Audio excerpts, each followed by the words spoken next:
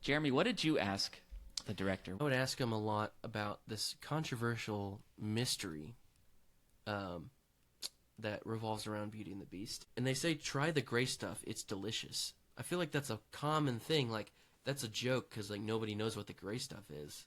But you'd think that the director would know what the gray stuff is, right? Bonjour! And welcome back to Inside Quotes, the show where my brother and I rewatch, review, and relive the staples of our childhood. This is episode 150, and I'm your host, Jeremy, and with me today is my older brother, Jonathan, and someone else. Quack, quack, everybody. You stole the quacked. I did it. You stole my quacks. I wanted to. Welcome quack, to the show, everybody. Joneses. Special 150th episode. We had to have my wife, Kelsey Jones, on the podcast. If this is your first time listening to the show, you probably clicked just because Kelsey was on this one and wanted to listen. Probably. So this is a show where my brother and I, we talk about our childhood staples, and we've got a great episode for you today because we went to a pretty cool screening of this movie just this past weekend that we're going to tell you all about. Yesterday. Not even That's right. 24 hours ago. Today, we are covering the 1991 staple of everyone's childhood, I would say, Beauty and the Beast. Jonathan and Kelsey, where were y'all in 1991?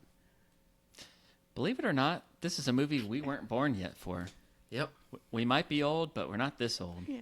We're not 35 yet. Really close, though. Really close. Very close. So nobody saw this in theaters. Or did you? Well, Kelsey, did you have an experience seeing this in theaters? I saw it in theaters in college when it re-released in IMAX. So that was pretty cool. In IMAX, you said? Yeah, they like re-released it in IMAX in 2012.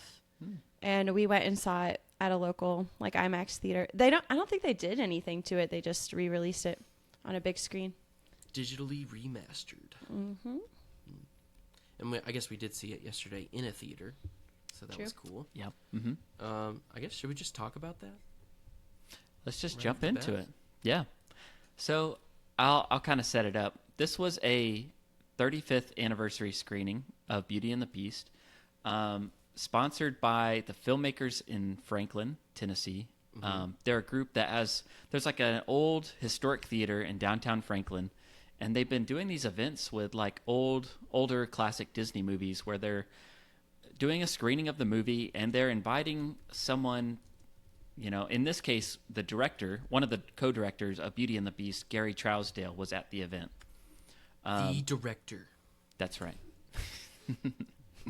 So we got to watch the movie with a full audience, and then afterwards there was a meet and greet with the director and like a live Q&A that we sat through. And then it was also a tribute to one of the story department heads, Roger Allers, who's worked on a lot of Disney movies. And they had like the lobby set up. There was a lot of old like decorations with like his like crew jackets and like storyboard sketches and just Original sketches. decor How cool from is the that? movie. Yeah. I almost think like the original sketches were cooler than seeing the director himself. Yeah, That that was really cool. Yeah. Yeah, I feel like that kind of is the kind of stuff that just gets like auctioned off for like quite a lot of money, but it was pretty cool to just kind of see it there. And the other cool thing was like this weekend was D23, which is like the big Disney event where they have like announcements about the parks, the movies. And at D23, they had an anniversary screening and panel for Beauty and the Beast. And the director came to ours instead in Franklin, Tennessee. So I thought that was pretty cool. He chose us. I think he's got some Disney beef. That's kind of what we were talking about. Yeah, I feel like a lot of the Just a little bit. animators back then have some beef with Disney. I feel like they weren't treated super well post Orlando office closing. All the 2D people. So it was pretty cool. And I'll have to say, we did sit in line afterwards to do a little meet and greet. We did. With Gary Trousdale. We got our programs signed here. And me and Jeremy even asked him a few questions. We got to interview the director. And Kelsey They filmed changed their questions at the last minute. We but, did. But it's don't know okay. It worked out. It worked out. So we wanted to ask questions during the Q&A mainly. And so we were like, let's just ask something related to the IQ test, like the classic version of the IQ test. Like, what's the first movie you saw in theaters? Or I was going to ask him what his favorite quote was. And then as we sat in line, we're like, let's ask something different. I don't know. Let's switch it up. So We're Jeremy, like, these are boring. Like, what's your favorite movie? What's your favorite movie quote? And we got really creative in line because it was a pretty long line. You did. We had some time. Hesitated, but you did. we didn't get called on in the Q&A. That's the problem. We sat front row and everything, had our hands waved, raised and everything, and they didn't pick us. But we decided to stay for the meet and greet. And Jeremy, what did you ask the director? We got some clips of it, so we can put it in here. Just the audio isn't very good, so we're just going to tell you about it. So I figured I would ask him a lot about this controversial mystery that revolves around Beauty and the Beast. And in the song Be Our Guest, where he's offering them like beef ragout, pie and puddings, duck flambe, stuff like that. And they say, try the gray stuff, it's delicious. I feel like that's a common thing. Like, that's a joke because like nobody knows what the gray stuff is. Mm-hmm. But you'd think that the director would know what the gray stuff is, right? He didn't know. He was like, I don't know. That was like 30 years ago. He said they only looked it up once, too. Yeah, they looked it up once. Like, they figured it out when they went over to France, and they made the joke, but I guess he wasn't a part of that. But it's like they looked it up. It's based on something, but he didn't know what it was. He said something like a horseradish sauce that goes with something. And I can get behind that, I think. Okay, got more to come here. Yeah. Well, so after Jeremy asked his question, I decided to ask him about the Lilo and Stitch marketing campaign and how Stitch would crash all these other movie trailers. So I asked him what was his reaction to seeing Stitch show up in a scene from Beauty and the Beast. And you know what he said? He didn't know about it. He hadn't even seen it. I was like, are you sure you even did this movie? Yeah. And he's like, I know the director of Lilo and Stitch, but Chris Sanders. He didn't tell me about that. But he's like, I thought it was funny. It's one of the like you telling us about it, but yeah. He thought you guys were funny. Yeah. That's kind of fun. We told the director of Beauty and the Beast about that particular movie trailer that ripped off his own movie trailer. Mm-hmm. Do you think he went home and YouTubed it? I hope so. He's probably listening right now, honestly. Hey, Gary, I don't how's it think going? he did, but I wish back. he did. I don't think he did, but I wish he did. He seems crazy. Unplugged from Disney just because I think he also was kind of confused by the question. He was like, are you talking about the live action remake? And I was like, no, like this was the original Lilo and Stitch movie. Yeah. In the 2000s. It was just the movie trailer where he crashed a different movie. Mm-hmm. And it was honestly kind of genius. Like, and it sparked a whole new marketing style of advertising for your movies. So, but whatever. Yeah. Guess he didn't know about it. Guess we asked the wrong questions. No, they were great questions. So, yeah, after that, I felt like we kind of went 0 for 2 there with the questions. So I was like, okay, let me just ask him one more. And I went with the classic. What's your favorite quote from Beauty and the Beast? Yes. And his favorite quote was, flowers, chocolates, and promises you don't intend to keep. That was his he thought that was the funniest line of the movie.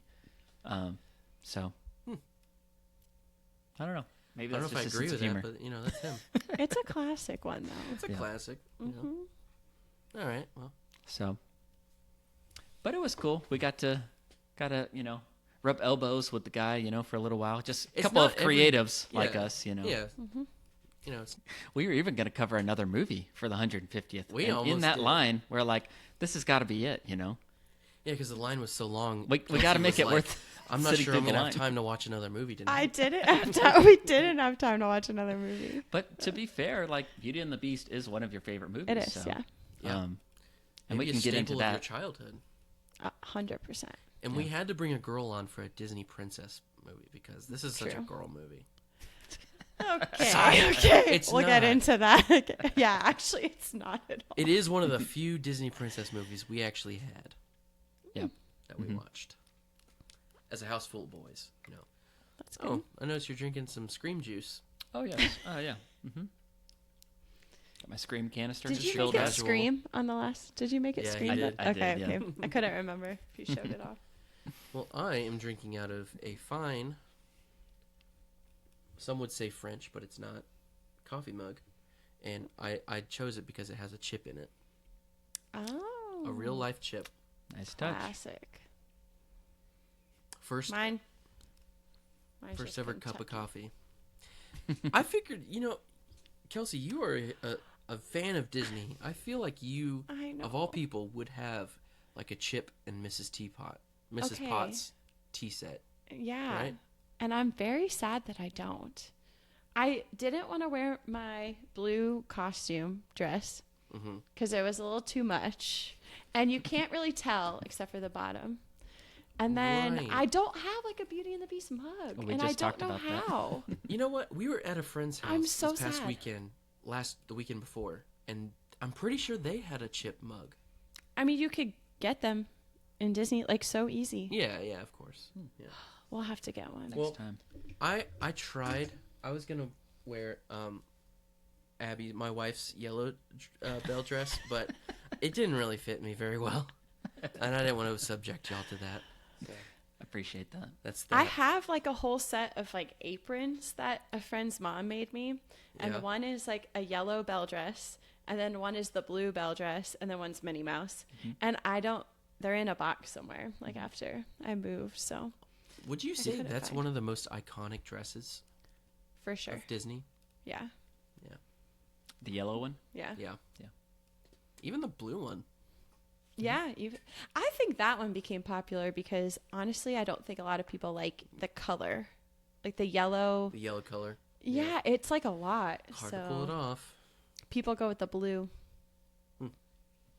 Well, we'll talk about that in costumes. We're getting ahead of ourselves. Okay. Sorry. But anyways, that was a really fun screening. I remember, it's not every day you get to watch a movie with the director that made it. Mhm. And we might not get that opportunity ever again. But it was so weird because I got up halfway through to get my free refill of Diet Coke. And as I was exiting, the director was just sitting in the back right next to the door. And I didn't register that until was outside and got in line, and I got my refill, walked back, and I turned around, gave him a nod, and I went and sat down at my seat. And that's just such a unique experience I thought of. Said, "Excuse me, I'm going to walk past the director while I go sit down and watch his movie." Such a weird feeling. Yeah. That's cool though. It's like being at the premiere. We're just like 35 years too late. Right. But, yeah. Yeah. And the Franklin, Tennessee premiere, not even like the LA one. I did write down a few things that was talked about in the panel afterwards, like the Q&A section. So Yeah. this can be like our fun facts and behind the scenes for the episode. Perfect. The I do director. want to say, I did get officially inside quotes. He wanted to make sure we knew this, but he was like, "Did you make sure I made sure I got the quotes in there because it's in quotes." Oh, I was That's wondering great. what he said to you guys about it. Okay. So good old Gary Trousdale making a Yeah. permanent piece of our set. I'm gonna Yeah. place that right now. While Jonathan continues his. Where's it gonna place it? Yeah. I don't know. So during the Q&A, he talked about him and his co-director, Kirk Wise. This was their directorial debut for this movie, and they didn't want to know the budget. So allegedly, he does not know how much this movie cost and never wanted to know because it was like too much pressure. That's so funny. And then after that, he told a story about how after it was a success, it made so much money, it was nominated for awards, and he didn't get invited to the Oscars. Like Disney kind of like snubbed him and the co-director. It was like, we're going to send our producers to kind of collect the trophies. And one of the producers, Don Hahn, kind of stuck up for him and like said, if they don't go, I don't go. And so he was able to get them to go. But he kind of said they didn't have good seats, and they were like, couldn't see Yeah, anything the whole time. Behind So a screen or something. Yeah. I'm starting to think he didn't even get invited to D23. I'm getting that idea as well. Didn't even make it to the Oscars, man. They did bring him up. I started to watch it. They have a recap on Disney Plus, and they did bring his name up, obviously. Mm-hmm. But Yeah. side note, the girl who plays Ahsoka Tano, her voice is annoying. We had to turn it off. We watched 25. We had 35 We minutes did- left of it. Yeah, and, we watched a little bit. Yeah. and it was honestly because of the interviewing, Yeah. not It's hard. Yeah. the panel. It was hard But to she's listen to. great in her role as Ahsoka Tano. Yeah. But, yikes. Yeah. Never mind. Sorry, lady. I Sorry, think lady. Jonathan described it as a pep rally. She was trying Yeah. to lead them Yeah. like a pep rally. Those panels are kind of hard because they try and make it seem like an intimate podcast setting like we're having right now, just a nice little conversation. But then every 5 seconds, someone says some kind of trigger word, and the audience just cheers, and then it interrupts the flow because then the people are like, And they're "Oh like, right, hey, yeah, hey, yeah, hey." you're from Toledo too, yeah, yeah." Yeah. Our event was much more fun. Our Yeah, crowd it was much was. better. Yeah. It was kind of funny. They did a raffle, and the people that kept winning the raffle were people that asked questions. I thought that was a little Yeah, rigged, that was crazy. but there was someone that was dressed up in a Belle costume, and she won, so that was cool. She deserved it. That's cool. Yeah. Couple other things that you mentioned. The whole ballroom scene was CGI, and that was kind of groundbreaking for the time. Yeah. 1991. And Pixar helped with that sequence, but they had a whole other backup plan because they were kind of this isn't going to work. Yeah. And so I don't know, you guys might be able to correct me, but from what I took from it was they were just going to light it as if it was a spotlight only was on them if the CGI backgrounds didn't work. Just Yeah. it didn't exist. Yeah. Yeah. You know how in Singing in the Rain, the dance sequence there's basically one little huge warehouse backdrop? He does know. I know about You this do now know that because we saw it together again. we at watched another that, local yeah. random theater. Yeah, for his in the first local area. time. yeah. Something like that where it's focused on the two people dancing and there's nothing else around. Yeah. Just no ballroom. Yeah. So That was, like that it's was- a common thing anyway, so I feel like that would have worked it well. They did that with Oklahoma as well. Yeah. You know what else they talked about that I thought was interesting? You just reminded me of it. Is that they did it in 2 years instead of 3 because they Yeah. stole it Right. from the London. Yeah, Crew? apparently they made it in London and they were like, this is way too boring. Move this over to the what do they call them? The crew. The ones in the warehouse, the trailer crew, Yeah, the warehouse crew or something warehouse like crew. that. They had just gone off of a success, right? Oliver and Company think- or Little Mermaid crew. Little Mermaid. Little yeah. Mermaid, yeah. Mhm. Yeah. Well, they first said no, bring Alan Menken and Howard Ashman to Mm, London, and London said no, not gonna do it, and so they said okay, nix the project, and then they did it in the remaining 2 years. That is crazy. Yeah, so it was Yeah. and that's when they got brought on. Yeah. It's Disney decided this direction wasn't going to work, and then they brought Gary and Kirk onto the project, and that's when they started in the U.S., I guess. But Yeah. Yeah, that was 2 something years, I had so- not heard that Yeah. before. That was cool. and basically the goal was just he wanted it to not suck ultimately, but he wanted to be able to put it on the shelf next to Pinocchio and Peter Pan and the classic Disney movies, and I feel like he succeeded, but we'll I get to think it later. He surpassed that. I feel like Mm-hmm. this is in people's top 3 Disney movies, period. For sure, yeah. So, and it made over 100 million, right? Yeah, In the box office. Yeah, he was saying that was even groundbreaking for the time because Little Mermaid was a huge success, and that made 86 60, or something. 50. Yeah. yeah, 80, it didn't yeah. break the 100 mark. And then when this one did, and then I think they just got bigger and bigger over time. They didn't really think of these animated movies as big budget productions and money makers, but they turned Yeah. into that. So Okay, I have a what? question about that actually. Okay. Remember when he said that they were nominated but as an actual movie, like up against like Silence of the Lambs. Yeah. So was Beauty and the Beast what created the animation category, or was it still like years later? Do you know? I Renee? thought it was wasn't years until like later. 01, right? With Monsters Wow. Inc. It was about 10 years later. Wow. Okay. Yeah. I was curious. So it was the It might have first sparked animated the movie conversation. to Sure, be sure. animated for Best Picture. Yes. I Okay. actually saw this too. It was only the third Disney movie ever to be nominated for Best Picture, What behind were Mary they? Poppins And Snow White. Yeah. and what was the other one? I wrote it down. Song of the Oh South. well, I guess it wouldn't be Snow White. Yeah.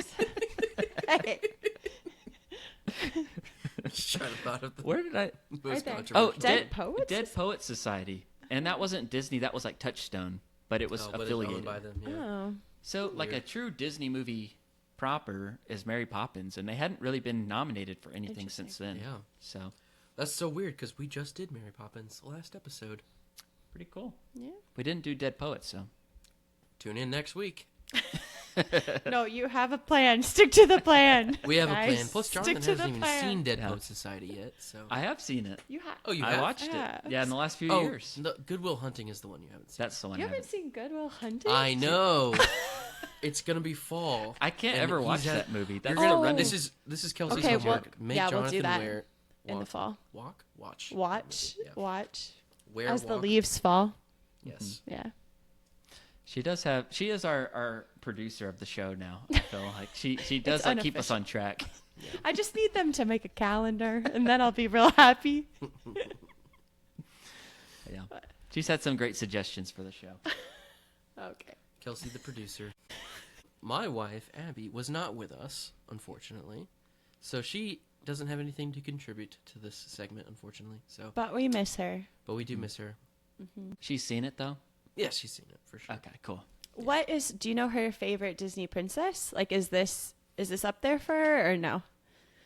You know, is that Uh-oh. something I should know? Because I don't think I know that.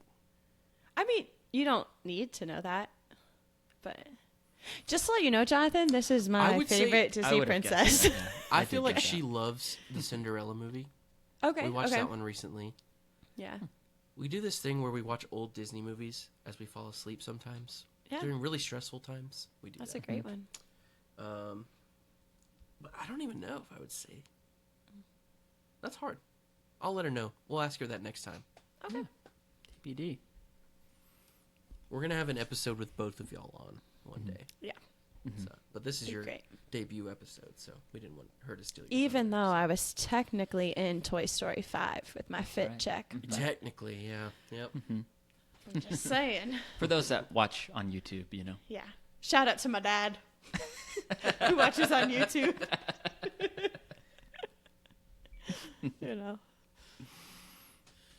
Oh, am I supposed to talk about stuff now? Yeah, if Because you what want- the yeah, wives yeah. say? If you want to, Okay. or if you just want to pepper it in throughout, you know, this is your episode. Well, I'll pepper in stuff, but it Okay. is my favorite Disney princess. I wish I remembered. I do not remember why she became my favorite Disney princess. I didn't have like a interaction with her. I think I honestly just liked the movie the most. But this is my favorite Disney musical princess movie because I think that the soundtrack has no skips. Like, even skips, the you say? villain song, Yeah, which Gaston usually I is don't like the fire. villain song. Yeah, they're so good. No Yeah. skips. Like, every time a song comes up in the movie, I'm in it. I'm ready for it. I love it. I just think the storytelling through the songs, so great. Yeah. So I think it was more that. It's not that I like loved Belle per se. I just thought this movie was solid and had no skips, and I could watch it. I never didn't feel like it. I could watch it anytime, any place. I Yeah. always was in the mood for this movie. So, but that's it. I don't really have like any experiences or anything. I don't remember when I first saw it. Yeah. I feel like I this don't- one was on repeat for us too. Like we had Yeah. the VHS of it, right? And Yeah. Yeah, I've seen it definitely like a few times, but it's been a long time since I watched it. Yeah. I don't think I've ever watched it not on VHS. I think that's how long it's been. Wow.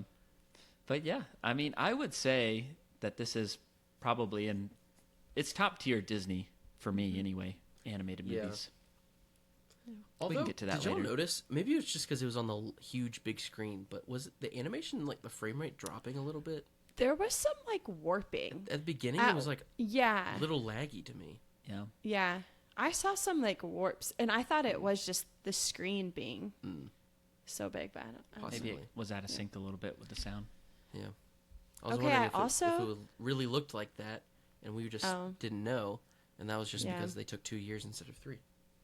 But I remember seeing it, and when I saw it in IMAX, I didn't think anything was weird about it. But okay, I also fell in love with Belle though, because Belle's Enchanted Christmas became one of my favorite Christmas movies. Sequel drop. So I will say I think that's where I really fell in love with Belle. Give us a quick storyline. I don't know if we'll ever cover that Okay. movie, so Well, go ahead and it's give a- us a good synopsis of that. It's real trippy. Essentially, what happens is they are human and they flash back to the first Christmas that she is in the Okay. enchanted castle. So it's enchanted still. It's like one of those sitcom episodes where they're like flashback Yeah. during it. And they They're like, it's Christmas pretend- time. Remember when we did this? Yes. And then they pretend that she had this entire Christmas season in that castle. So she like finds the enchanted ornaments and they set up the enchanted tree and she writes a book for Beast and gives it to him as a present. And there's more playing in the snow. There is a really scary character though. It's like a fife there's a fife and there's an organ in like a attic somewhere. And she goes and she finds this giant organ, but he's attached to the wall and he So like the can't villain get away. is an object. Yes. And then he has this little fife that does all his bidding for him. And he like goes around and then they chop down a tree with an enchanted axe. And Okay, there's this good sounds music awesome. in it. We might have to cover this on But Christmas. the organ's really scary, to be honest. He's mean. We should do So- one year. We should do only random straight to DVD sequels for That would be Christmas. cool. So we could do this Richie Rich's Christmas Witch. That's I it. didn't know that existed. I was like, I didn't even know that existed. The Brady Bunch Christmas. Oh yeah, yeah. I made him watch Brady that Bunch this year. Christmas. Mm-hmm. Okay. Yeah. Well, I would. see Anyway, that. I'm excited to see that now. That sounds it's good. pretty great. We should You had it really. on our list of movies to watch at Christmas, Yeah. but we didn't get around to it. So I haven't had the pleasure of seeing this yet. But I'm not even really. I'm sure I against will. Seeing like covering those like straight to DVD sequels on our podcast because they're not. oh, yeah. Some of them aren't bad. Like I loved Return of Jafar. Oh. That's controversial. Yeah. Like, okay. I didn't like that one. I liked the other one, the Yeah, third King one. of King of Thieves. King of Thieves. I thought was good. That is good. That's good. Okay. That was platinum in our house anyway. That was. I'm just rage baiting here. I'm not Yeah. really thinking. I'm just trying to stay quiet and calm.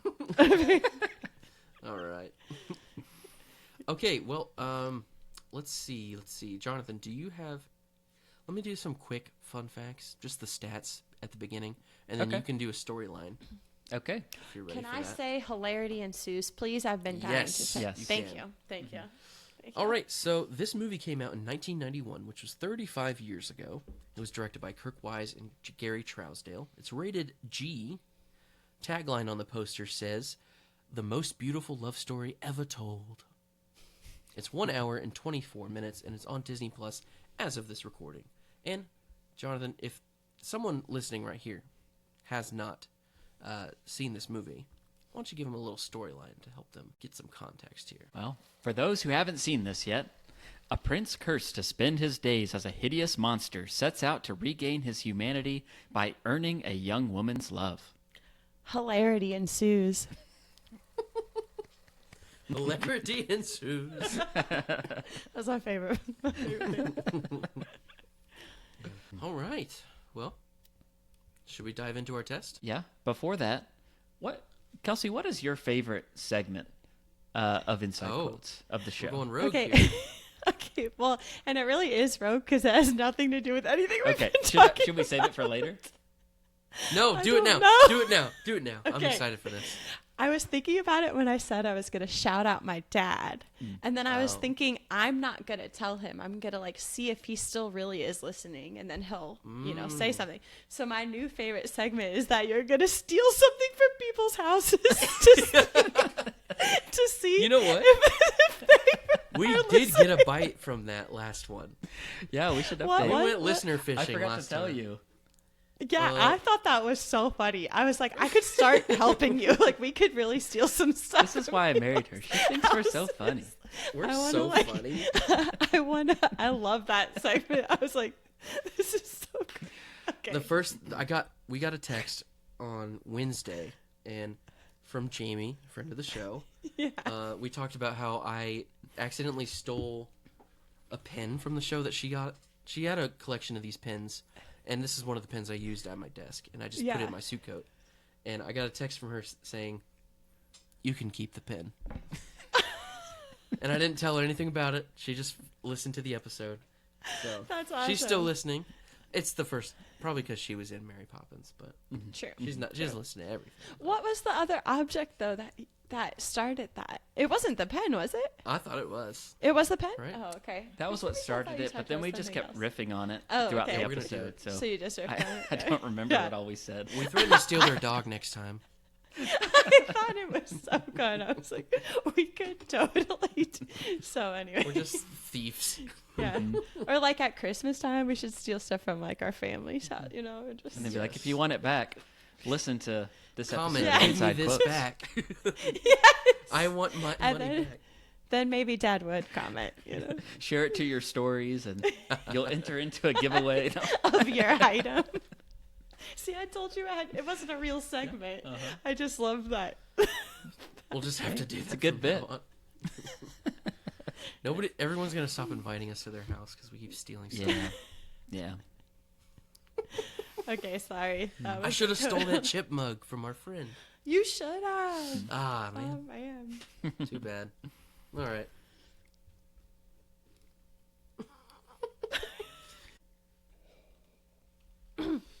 Did you think that? What segment did you think I was going to say? idea. I didn't know. I laughed so hard when you guys were like, "Come and get this." I thought it was so funny. It's just my favorite segment because I think you're funny. My cheeks hurt. I'm smiling so much. All right, so I guess we should get into this test, right? Yeah. Wow. Let's kick it off. We've made some good time so far. You want to know why? Okay. Because our Kidding. producer is Kidding. live. Well, we have a test for our movie that meets our IQ standards. And we have an objective test portion at the beginning. It's 1 through 10. Each question is worth 1 point. And then if it doesn't meet the criteria at the end, we also have a subjective test, bonus round, if you will. Movies must collect at least 7 points to become a staple of our childhood. 10 points to become Stapliest.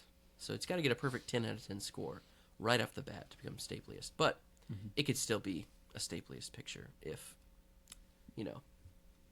with our bonus points. But if it does not even collect up to 7, so 6 or less, the movie is a quack. So let's go ahead and get started. In our first test, the quotable quotes test. Jonathan, is this a quotable movie to you? I wrote down a lot of good quotes. This is not one that me and you quote a lot, though. Right. Despite having seen it several times in childhood. Do you have a favorite quote from this movie? I don't think I do, but I do have a question. Okay. Did you determine in your last segment on this, was it Mary Poppins? Yes. If song quotes, because I see you've written down a lot, and there's so many good lyrics in this movie. Only if it's Do speak singed. Speak sung. So what would I'm you just kidding. Oh, I was like, It depends. I guess it just depends. Yeah. okay, I'm just I curious. feel like there's some in this movie that really, like, try the gray stuff. It's delicious. Like, that's, people quote Yeah. that all the time. all the time. I Yeah. think that I was thinking about this earlier when when I went to go get groceries for us, I was listening to the Beauty and the Beast soundtrack. This is what I'm supposed to say. Jonathan is such a good husband. He went to get groceries. Aw. for Thank you, us. thank you. Mm-hmm. Wait, I gotta find the. What? Do you have like a soundboard? He might have something.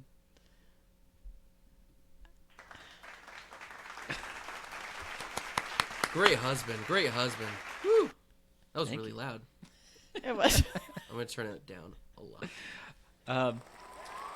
I think we should make an exception for musicals Okay. because We Okay. should. because 'Cause so that's where much the of the story's story at. is Yeah. communicated Okay.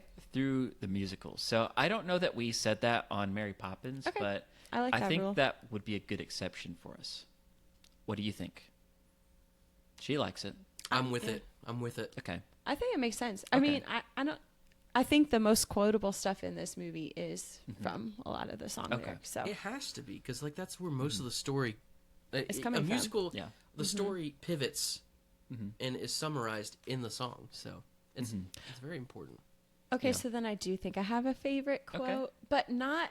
It's not like the funniest. I just always loved when she said, "I want adventure in the great wide somewhere." I thought that was like her moment. Yeah. For the quotes, we lean towards the funny quotes, but we like the ones that are also just Yeah. like meaningful and have heart to them. So yeah, Okay. it's a valid answer. It's a We- great one. Thanks. We also have to consider the director of the movie's favorite quote, which he Yeah. told us. But that is a good one. Like that's a classic one. Yes. Yeah. What's the greater context of that? I can't remember. Like He- Gaston is like, what do Cogsworth. you or Cogsworth. Cogsworth. Okay. Yeah. They're trying to coach Beast about how to like woo her. Right. Yeah. And he says, "Well, what do I get her?" What? Yeah. And it ends up being the library Yeah. that like gets her. But he's like, "I don't know, flowers, chocolates, promises you can't keep." Yeah. Yeah. That is good. It's a good one. Yeah. The classic is if it ain't Baroque, don't fix it. Which is Jeremy's favorite. I would say that one made me laugh. That's a out good one. loud. Yeah, that was good. It's definitely one too that like kids aren't gonna really understand it, but like, yeah. But it also doesn't have like a bad meaning to it. You know, it's just like Right. it's one for the intellectual. You know. Yes. I feel like a lot of people say "Be Our Guest," and that's the song title. But people still do Well, that. but they refer it. but it's in the song. He kind too. of like sings that to Yeah. start. You know. But yeah. Our guest. Yeah. But yeah. Go over to someone's house for dinner, and they'll say that. 1 out of 4 times they'll say that, probably. Did we have that hanging in the room when he was here? We we might probably have. did. We Yeah. have like a sign that like my cousin painted for us Oh, okay. that says "Be Our Guest." It was just an old gift I got from her. We put it in the guest room for a Nice. while, but now that's a tribute to Inside Quotes instead. Yeah. But it's okay. Inside quotes set. Guests are not welcome anymore. No. No, Just guests kidding. are welcome. They just Come get to hang out stay- with us. They just get to stay in the studio. You know. Yeah. It's like a Disney resort. Stapliest resort. There you go. Okay. What was your favorite? There was a new quote that you like noticed this time around that you really thought was funny. yeah. I think it's towards the end. It's Cogsworth again. He's so funny. Yeah. He says to Lumiere, "You pompous paraffin-headed pea-brain," and the paraffin-headed I thought was so funny, and I hadn't heard that before. I thought it was funny once you explained to me what it meant. I didn't know what the word was. He didn't know what paraffin was. I knew that. Even I knew that. Yeah. What was what you said something before? You're positively primeval at the beginning, Yes. right? Gaston, you're positively Gaston, you're primeval. positively Well, thank you. After he says, "It's not right for a woman to read. Soon she starts getting ideas and thinking." Yeah. Yeah, this is not the most female empowering No, movie. yeah. No. so- but- Honestly, the fact that Gaston's catchphrase is like, "No one says no to Gaston." Yeah. Yikes! And the Beast is just constantly talking about his prisoner. Yeah. But it's okay. Stockholm Yeah. syndrome going on here. Yeah. Okay. maybe that's something that they sort of helped soothe in the live-action remake, which we're not going to talk about that much because we might even cover that one day. Sure. And we don't want to bring that up because it's it's probably a sore subject for Gary. He got a creative consultant credit. Okay, good. Well, another one that I liked was when Gaston is like, LeFou, I'm afraid I've been thinking. And LeFou's like, a dangerous pastime, I know. Yep. Yeah, that's good. What else? We're at like 6 so far, I think. Maybe a little bit more. The other insult that I wrote down after he says, or either before or after the pompous paraffin pea brain was like, on guard, you overgrown pocket watch. Cogsworth and Lumiere's, they have like the best Dynamic Duo Award, might I for say. sure. Yeah.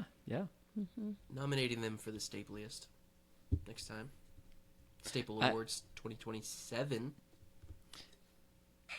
I liked that, like, there's that song, like, there might be something there that wasn't before. And, like Chip just keeps asking, what's there? What's there, What's Mom? Hey, Mama. And then she says, I'll tell you when you're older. Yeah.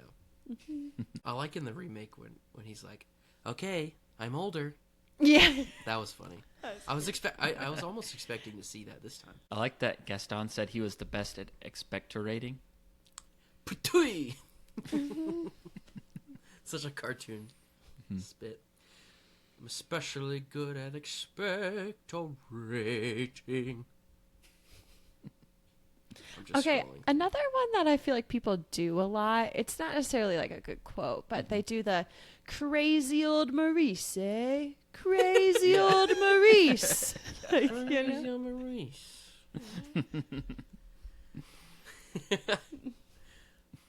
Speaking of crazy old Maurice, people like to think that I'm odd. Odd? My daughter? How would they get such ideas? Or something like that. Yeah. You said my daughter? Odd? Odd? Huh. Weird. That was a cute one. Let's see. I think I'm scraping the bottom of the barrel right now. The only other one I had written down was I just thought it was funny that Gaston said when he was a lad he ate 4 dozen eggs every morning. Yeah. To help me get I'm large. roughly the size of a barge. 5 dozen eggs is 60 eggs, right? 4 dozen, but No, he eats 5 dozen eggs. oh, he eats 5. Now that I he's think an it was adult. He I thought wrote it down. 4 dozen eggs is 48. I mean, even But 4 you're right, dozen 60. is that's a lot of eggs. It's all a lot. I leaned over to you and I was like, that's a lot of sulfur. do you want to do the Just saying. Gaston challenge one day, Jonathan? No. Make it a viral I don't know egg. what that entails, but I don't want anything Just to do eat with 5 dozen eggs No. No. in a morning, not in one sitting. No. I could not do that. You know what's weird about egg theory? I've never heard of egg theory. I noticed this. 1 boiled egg is enough for me. 2 over easy eggs is enough for me. 3 scrambled eggs, enough. That 42 is deviled eggs, interesting. not enough. I love You know what I deviled mean? eggs. Depending on Yeah. the type of egg, It is weird. you can Yeah. eat a lot or so weird. That is true. The most amount of eggs that I ate in one sitting was 1 dozen eggs. Oh man, that's a lot. And Why? I was on keto during that Oh. time, and I was going hardcore. And I was like, I can eat as many eggs as I want, and what is it? 70 calories each, and so much protein. And I just ate a dozen eggs for dinner, and it was great. So I don't know if I could do that again. Yeah. But that's as close as Gaston as I've just ever been. don't. Yeah. Eggs are good for you. Okay. Moderation, boys. Yeah. Moderation. That's called boy dinner. 4 dozen eggs. That's my most boy dinner I've ever had is a dozen eggs. Okay, but that's like that is very true. bachelor life. Yeah. yeah. Mm-hmm. Wow. All right. Well, I'd say that passes. We've I got think enough so. iconic lines. What do you think? Yeah. Okay. Give it a And point. not only do they have movie quotes that like you can recognize, but you can just like you would know it's from this movie Yeah. if someone just said them, obviously. Mm-hmm. Yeah. So, Mm-hmm. 1 point. Jonathan, hit us up with the next test. Well, our next test is the magnificent music test. Can you name or identify by sound the theme by heart? Or does the soundtrack have iconic music associated with it? Yes, yes, and yes. Yes. Yeah. Next question. Yeah. All right. 1000%. Okay. Number 3, the story test. Yeah, this movie was nominated for Best Picture and Best Sound, but it won the Oscar for Best Original Song, Beauty and the Beast, and the Best Score. Yeah. So the Oscars have already done the test for us. I think they won. But the composer was Alan Menken and Howard Ashman, kind of a team that worked together with like the music and lyrics. But like, do we even need to go through all the songs? No. We can just pick our favorite one. Yeah. I do like that even though Beauty and the Beast is so iconic, so are the other songs. Yeah. Be Our They're Guest. equally. Be Our Guest is what I Kill think the about. Beast. Yeah. Yeah. I mean, I feel like they're all pretty equal in a lot of ways. Something There. They're all good. Yeah, There are no they're all skips. You're so right. No skips. No skips. Mm-hmm. Wow. And they move the Human story, which I Again. like. They do. Human Again is from the live action, isn't it? Oh, no, it says it's Or like the Broadway? here. I'm on IMDb, and it says it's from this movie. They sang that in the... I saw something about When did that. they I thought say it was like that? a Uncredited. deleted Or scene like a or del- something. Because Or... Possibly. yesterday we didn't see... I don't think we I don't saw remember that that song. yesterday. I thought Something There was during the snowball fight. It is, yeah. That one is, yeah. Mm-hmm. Did I not say that? No, you Oh, said Human Again. Oh, yeah. Yeah. That one wasn't in don't remember that yesterday's Huh. Well, maybe IMDb has something wrong. movie. But, yeah. Weird. I have a weird, obscure memory with the Beauty and the Beast song. Jonathan, Okay. you might be familiar with this. I don't know if this is a universal-wide thing, but you are... Well, Kelsey, you are a elementary school teacher, correct? Correct. Right. Shout out to my Knew class. it. So, when I was in kindergarten, we took like a couple weeks to each learn about a letter and how that works, you know. And we had this event called the Q and U wedding. Is it the wedding? Yeah. Mhm. You've heard Yeah. of a Q and U wedding before. Yeah, Okay. because they're always together, so you have to marry them. Every Right, kindergarten right. class did that. You where did we a were real at. wedding Yeah. in front of the entire school. I've never done one, but I Oh, know what you're you've heard talking of it. about. Okay. hmm Okay. Well, our school really had that. Like, I was All a out? groomsman. Like, we had to dress up. What letter were you, or were you just a I random don't know. guy? We were just a groom. Oh, Maybe I was a random bummer. letter. That would make sense to everybody have a letter. Anyways, I was not popular enough to be the Q. I wish I was. Wow. But we had that, and I remember the aisle music, either the aisle music or just the picture slideshow at our graduation was the Beauty and the Beast Beauty and the soundtrack. Beast. And I remember them walking down the aisle to us, like, to Beauty and the Beast soundtrack. So, Yeah. guess there's The not problem like a Q with and U it- song. The problem with it at weddings, because I loved the music so much I considered it, is Yeah. that people are going to think in their head Beauty and the Beast, and I never wanted that message to Yeah, be. Jonathan's not beastly. He's not. So it's such pretty music, but it's hard to incorporate into a wedding Yeah. if you don't want people to think about the lyrics, you know? I could have like dressed up like the Beast if you wanted it though. No. Okay. But it's the tale as old as time part that you want Yeah. in a wedding. As old as time. But you don't want the Beauty and the Beast part. you Yeah. know? So it's a tough one. This might be some of the best Disney music ever. This is Alan So Menken's good. best work, probably. So good. That's easy to say. He's no Phil Collins. Let's just say that. Right? I do love Says Phil you. Collins. Yeah.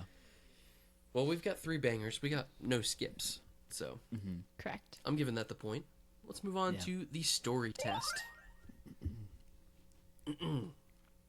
I wrote a little blurb for like the story test. Okay. Okay, so like from page to screen, is the script a masterpiece, or was another draft needed? In other words, is this more of a Paddington 2 or the Squeakquel? You're saying Paddington 2 is the ultimate thing we should compare this It's a to pretty see? yeah. That's a what I'm pretty saying. dang good sequel, Kelsey. No, it is. I'm just saying. Oh, as a sequel? No, It's that is not weird 'cause they're both necessarily- sequels. Yeah, they're Yeah, both it's sequels. not necessarily That's what I'm meant to be confused that, about. yeah. Okay. Yeah. Okay. I get what you're going for. Yeah. though. Okay. We can keep so working sorry. on that. This is a new test, Let's workshop Yeah. the examples. but we really just want to talk about the story and the script here. Yeah. So, the original story is based on a French fairy tale. So it's had many adaptations through the years. Pronounce it. I don't even think you can write it down, what's it did So, you? yeah, I didn't write it down. Le Beauty and the Beast. Oh, guys. So All of I our just French feel like listeners that. left. Just No, they didn't because you stole something from their house. yeah, yeah. You can't leave until the end. Yes. We stole your snails from your house. Come get your snails. I forgot where I was going to say I'm now. so sorry. It was a French fairy tale. Oh yeah, just there's been a lot of adaptations of the story, so I feel like you're working with good material to start with. So I feel like Yeah. that's a plus. Yeah. But Disney does something crazy where they take old fairy tales that are dark and twisted and they make them nice and comforting and light. Yeah. I mean, there's a part where Gaston stabs this beast, but, you know, whatever. True. Yeah. But didn't they say that that's what the original London group? They were almost too close to the fairy tale or something like that, and that's why they didn't like that. Yeah, there was. Well, I guess there was like a French adaptation, and I don't know if it was. I don't know exactly what the director was talking about. It was based with on like that. a different. But movie. they were kind of working towards that version, and they didn't really like that direction, or wasn't really going. I don't know. It didn't seem like they had a hit on their hands quite yet. So, yeah. What if this was just a dud? Could have been a dud. Yeah. Renaissance probably wouldn't have never kicked off. Yeah. And then we just would have been at the theater with some random guy named Gary yesterday, you know. I don't know if we'd be there at all Yeah. if this movie wasn't successful. But, yeah. Yeah. So I feel like it's a good story. It's a classic story that is worthy of the movie. Do you feel like how do you feel about the runtime? It's only Like 90 90 minutes, Yeah, so that's perfect. pretty good. I love a 90-minute movie. We all do. Me too. The one note that you had, I remember you telling me, was like the romance just escalates so quickly So with the story. I think that's where I would say the Yes. story doesn't totally hold up as far as just how quickly things escalate and how strange the whole situation is to begin with. But for the situation, I think it's an appropriate Yeah. like flow of story and runtime. Yeah. But yeah, I'm all for these 90-minute movies. I love that it's both like here's the weird girl, here's the outcast. They're both outcasts, but one of them's completely separated in his castle, and one is in the middle of her own town, and they're both very alone, That's true. and they get together that way. That's true. And it's all about acceptance and stuff like that. But I do feel like the romance, like the story, was better written in the live action. Because they sort of made him Yes. more educated, and they made him more... Honestly, he's more of a beast in this than anything. Yes. So maybe that drops a little bit of points in the remake, but... Like, when they did the remake, it does feel like it holds It really up. does feel like they are falling in love. Yes, but then when we watched this yesterday, I was a little shocked at how Yeah, it was quick. a little weird. Yeah. Yeah. So, yeah, maybe... Do we not want to give this a well-written pass? No. Okay. Well, because like we just didn't. I mean, you Just knew kidding. about Belle's Enchanted Christmas, but like audiences Yeah. didn't know about that That she spent all that that time. whole extra Christmas time that Wow. occurred in the events of the movie. True. I don't think a lot of people know about that time. So. If a movie is so good it can be Lion King 1.5, I'm calling it. It's good writing. That is true. Okay, I do think it's good, and It's got like a great good. premise. It's talking objects in your home. Oh, so fun. Like, I don't know what I have yeah, here. so fun. It has a lot of heart to it. Like as far as Yeah. I like how all the other characters, I guess they have their own like self-interest in wanting the Beast to like succeed in like Yeah. wooing her, but like they're like trying to encourage him and like help him along, and he has his character development of like, I can't just act like an animal. Like I have to be more gentle and like be more patient and understanding, and so that's the lesson for the boys watching, I guess. You know, this Right. is how you get a girl. Use silverware, men. Yeah. But, That yeah. I thought was weird that he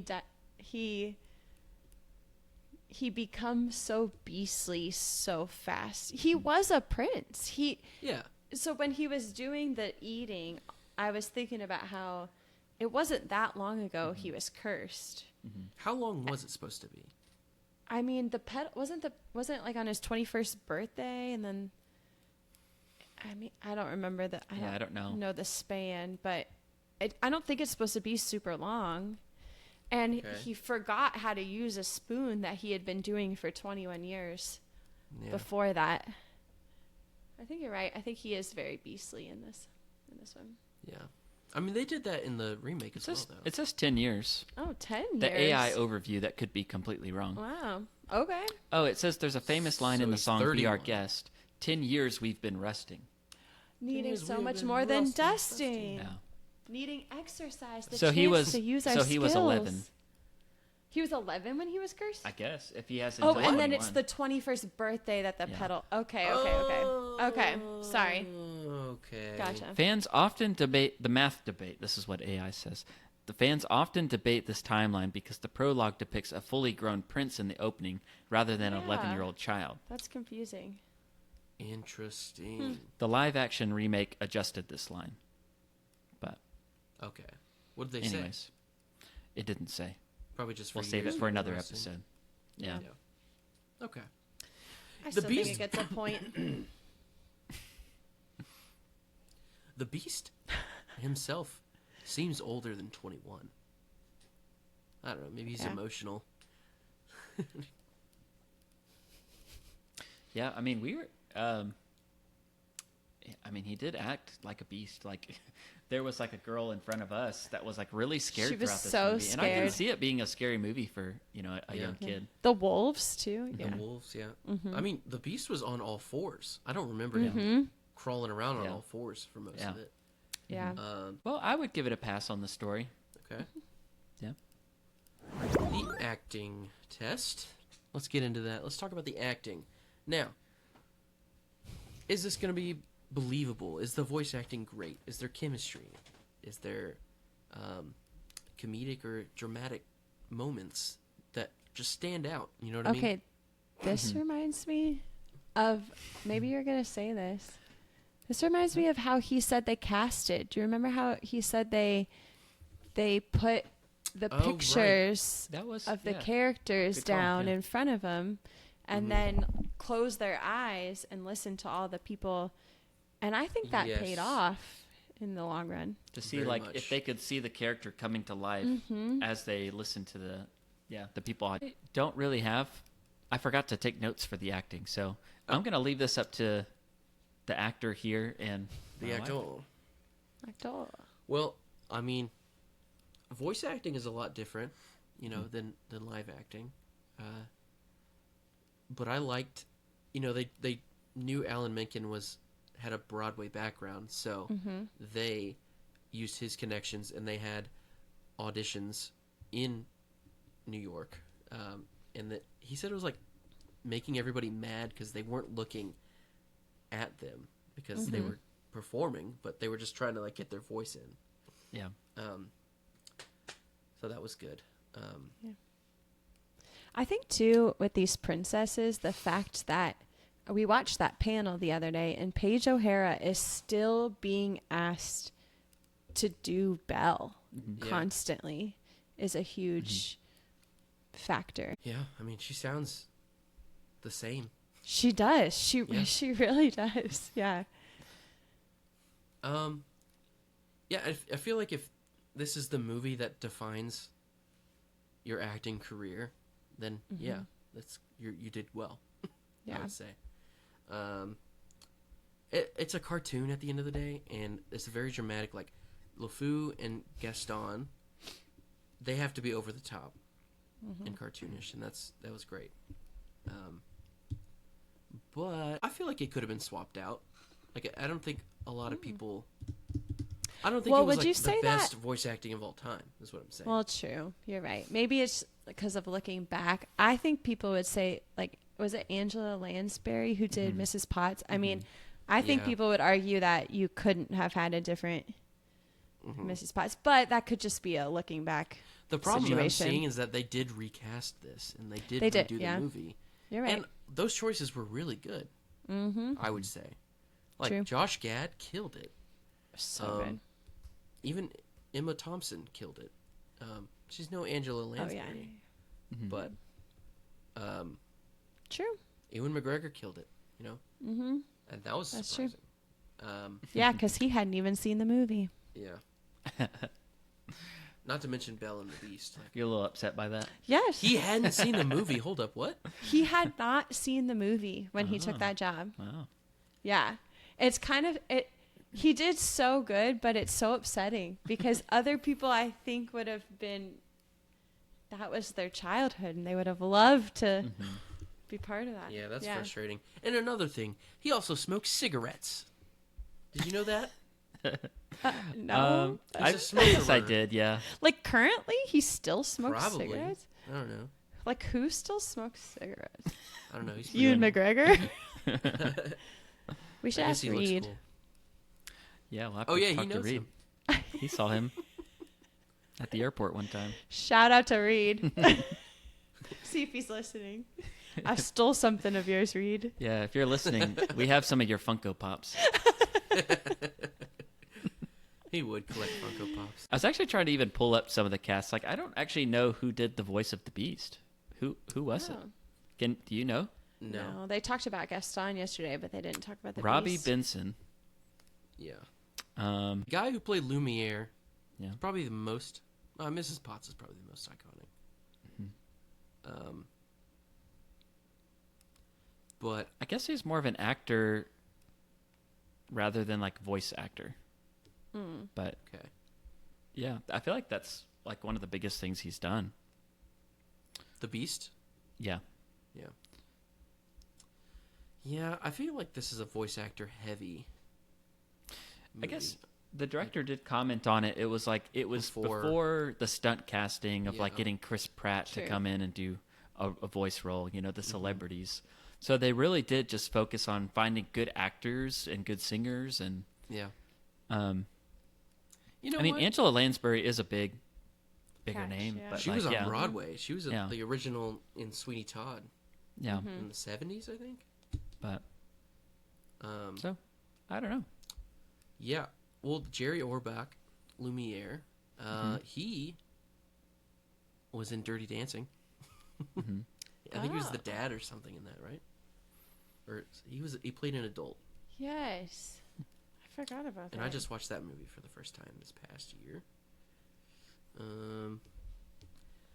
But really, there's not like some of these people don't have anything. That this was like their one role. Like the guy who played the bookseller, his profile picture is the bookseller. It was the book. Yeah. Oh. Oh. So I He was a love nice that, guy. Yeah.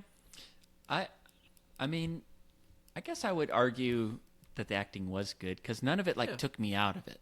No, Like right. it felt like they did the job that they were seeking to do as far as like they found voices that matched the characters and brought them to life. Yes. And so I feel like And that they was could pretty sing. good. They all had chemistry together. Like it was all, yeah. Yeah. I'd say it's a point. It's a point. All right. It's a Okay. point. All right. All right. So the characters test. This is a big one. I'm passing this already. There's so many great characters. There's a villain. There's a lead. There's a supporting characters, minor characters and cameos, or the scene stealer. There's 5 categories. What I love is that at the beginning, you can obviously tell that Gaston is the villain. Mm-hmm. But you also think the Beast is the villain as well. Yeah. And you can't really tell that. Yeah, I kind of put them both down, but it's kind of like it's a switcheroo sort of thing. Like you're trying to make you think that's what it is. But there's more like that at the than beginning, meets the eye Gaston for kind him. of has the potential to be better and have like an arc, sort of. They're kind of both on the fence at the beginning. Yeah. So But at the end of the day, it's definitely Gaston for sure. for sure. Well, yeah, they kill him. Yeah. Yeah. Spoiler. That's how you know he's the villain. He died at the end. Yeah. Like Falls to like his Clayton death. in Tarzan. Like Clayton. Clayton. Jeremy walked off, and I could just hear him laughing in the background. Yeah. About Clayton. But we skipped the hero. We did skip the hero. Yeah. And that is Maurice. Belle. Actually, Chip, who gets Maurice out of the conundrum he's in. Oh. I'm just kidding. It's Belle. It's 100% It's Belle. Belle. But Yeah. Strong. One of the top 20 Disney princesses. Am I right? yeah, Are there even 20 Disney princesses? probably at this point. Because they're counting Yeah. so many. You know what? When you asked that question, I thought of that. It was the Wreck-It Ralph sequel. Yeah. Did you see Yeah, that? where they were all where in the they, room like, together Yeah, they all run having a into. sleepover. It was like it was or like all the something? Disney princesses. I have not. I think seen there was that 20 of them in there. one. Okay.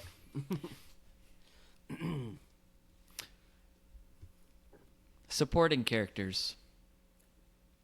Who did you put for that? Lumiere and Cogsworth, Mrs. Potts. Like the Lots whole of, like, enchanted Yeah. castle. Yeah. They're also great. They honestly, Lumiere and Cogsworth. Honestly, it's mostly Lumiere and Mrs. Potts that really push Belle and the Beast to get together. Yeah. They really push it forward because they want the spell to be broken, of course. They're just doing a great job of, like, for me, I don't even consider this the Beast's castle. It's Lumiere's castle. Yeah. He's the host, Yeah. and it's great. Belle, I guess we just said Belle is the lead in the hero. We didn't have much to say about her, but she's great. She's great. She's Yeah. great. She's a woman that reads, and she thinks, which is dangerous. But she's also very noble. Like she was very sacrificial. She gave her life essentially to replace her father in jail. And then she fell in love with her kidnapper. So that's a little weird. But overall, she's great. Yeah. So, yeah. She doesn't even leave the Beast because of she wants her freedom. Right. It's to go help. get her father Yeah. who's Yeah. sick. And she was just also very optimistic and positive. Like I'm thinking about the beginning with her dad as the inventor. Like the contraption isn't working, and she's like, "Oh, it'll work. You'll figure it out." And just like he's like, oh, "Okay, maybe I'll give it another go." Like, I don't remember exactly the quote, but So it cute. was like, "Yeah," and then he does. It's just basically a wood chopper. Yeah. Okay. Well, the minor characters. I'm going to put Chip. So he That's what put- I did. Yeah. Because Chip isn't like an important piece of the story. He's just there. He's tagging along. And He's the comedic relief, maybe. I mean, But he does rescue Maurice. Yeah, that's a good point. Like, He's a he stowaway. does help, yeah. Mm-hmm. yeah. Okay. And he's obviously the favorite child. Yes! Awkward. Okay. One thing I didn't understand was that, yes, every dish and stuff here is, like, enchanted, but they're not people. Like, Mrs. Potts is a person. Chip is a person. Presumably, all of Chip's brothers and sisters that are unconscious in the cabinet, also people. But, like, the cream and sugar pitchers, no faces on them. But they move. Yeah. There's like the footstool that's kind of like the magic carpet in Aladdin. Yeah. It's the dog. Oh, true. Yeah, he's the dog. Yeah, it's like a dog, yeah. But, But like, okay. I'm okay with that. Like, I'm okay with being, the staff Is it turns more of an into the extension? objects, and then the objects might still be enchanted. The weird part, though, about the Chip thing is that she says, "Get in the cupboard with your brothers." Yeah, So she's Yeah. saying that they're human. That was Yeah. I'm okay with Chip being the only, like, human enchanted to a cup, Yes. and the rest just being enchanted cups. But that's not what she Right. says. She was Yeah. like, "Get in the cupboard with your brothers and sisters," and then clearly the brothers and sisters never come out. I guess since Chip is chipped, she has to take care of him a lot more Maybe. and, like, watch The over runt him of the and litter. make sure he's okay. Yeah. But What are these when other he's a cups human, doing? he just has a chip in his like it's he's like a not little gap like in his teeth. disabled Yeah. or something. Yeah, he just has like a gap in his teeth. True. Anyway. I Did don't Michael know. Make it Strahan make play sense. him in the remake? That would have been so great. Oh, I forgot who Michael Strahan is. Okay. I get it. I get it. I get it. Of Good Morning America, right? Is that what he's Yes. Yeah. So who'd you put as the scene stealer? on? LeFou. Me too. Yeah. Yeah. I felt You- bad for him. He was like getting bashed on the head in like every musical number, just like True. cartoonishly so. Like, You guys He both got cracked up. frostbite on the Yes. snow. Okay. When he comes, when they come back and he's a snowman, both of you lost it. You thought that was so.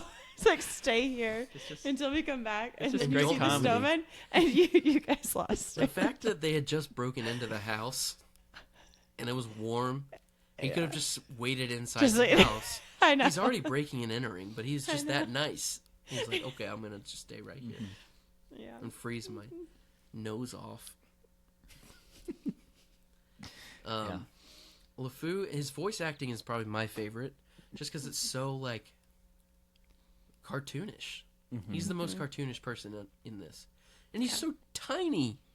He's so short. he like goes up to like Gaston's waist. Yeah. So, I don't know. He's just like the comedic relief in every scene he's in. And I don't know. He's great. I don't know how to otherwise say it. Okay. Guess we agreed on all that. Point.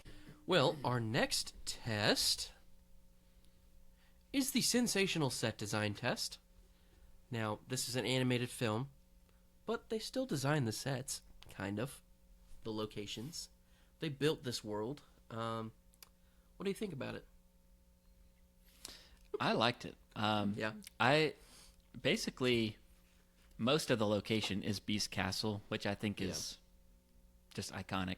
And If you you get have to a castle in explore a movie, so much it's of it. great. Yeah, I think I am just like a sucker for that. Just Yeah.